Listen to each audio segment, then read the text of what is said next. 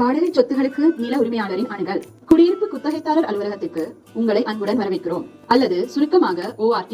இந்த வீடியோவில் வாடகை சொத்துகளுக்கான நில உரிமையாளர்களின் அணுகலை பற்றி பார்க்கிறோம். குத்தகைதாரர்களுக்கு தனியுரிமை மற்றும் உடைமைக்கான உரிமை இருந்தாலும் நில உரிமையாளர்கள் குடியுரிமை சட்டத்தில் உள்ள விதிகளை பின்பற்றும் வரை வாடகை சொத்திற்குள் நுழைய உரிமை உண்டு. நில உரிமையாளர் கேட்கலாம் மற்றும் குத்தகைதாரர் நில உரிமையாளருக்கு வாடகை சொத்துக்குள் நுழைவதற்கு அனுமதி வழங்கலாம்.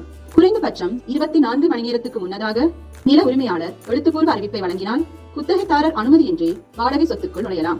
குடியுரிமை சட்டத்தில் பரிந்துரைக்கப்பட்ட நோக்கங்களுக்காக காலை 8 மணி முதல் இரவு 8 மணி நேர இடைவேளையில் அதிகபட்சம் 4 மணி நேர நுழைவு காலத்தை நில உரிமையாளர் பெறலாம்.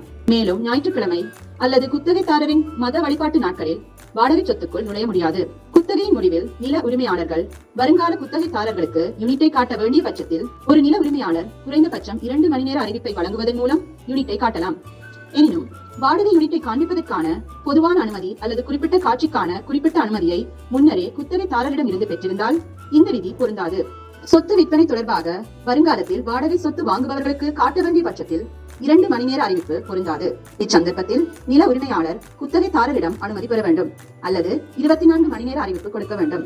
எனினும் ஒரு குத்தகைதாரரை அணுக முடியாத போது என்ன நடக்கும்? நில உரிமையாளர்கள் நுழைவதற்கான பொதுவான விதிகளை பின்பற்றி 24 மணி நேர அறிவிப்பை கொடுக்கும் வரை அவர்கள் குத்தகைதாரரிடம் இருந்து பதில் கேட்காவிட்டாலும் கூட வாடகை சொத்துக்குள் நுழைய முடியும். குத்தகை ஒப்பந்தத்தின் கீழ் நில உரிமையாளர் வாடகை பிரிவை குத்தகைதாரருக்கு உடமையாக வழங்கியுள்ளார். மேலும் சட்டத்தால் அனுமதிக்கப்படுவதை தவிர குத்தகைதாரரின் அணுகலை கட்டுப்படுத்த முடியாது.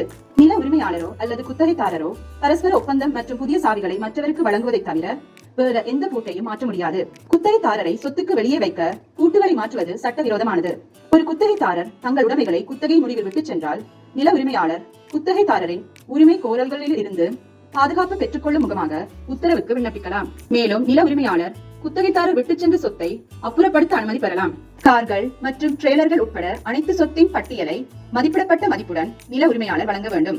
குத்தகைதாரர் விட்டுச் சென்ற சொத்தை எவ்வாறு கையாள்வது என்பது பற்றிய முழு விவரங்களுக்கு எங்கள் வலைத்தளத்தை பார்வையிடவும். குடியிருப்பு குத்தகைதாரர் அலுவலகம் அதாவது ORT நில உரிமையாளர்களையும் குத்தகைதாரர்களையும் மரியாதையான தகவல் தொடர்புகளை திறந்த நிலையில் வைத்திருக்க ஊக்குவிக்கிறது. அனைவரும் ஒரே பக்கத்தில் இருக்கும் போது குத்தகை சம்பந்தமான நடவடிக்கைகள் எளிதாக நடைபெறும்.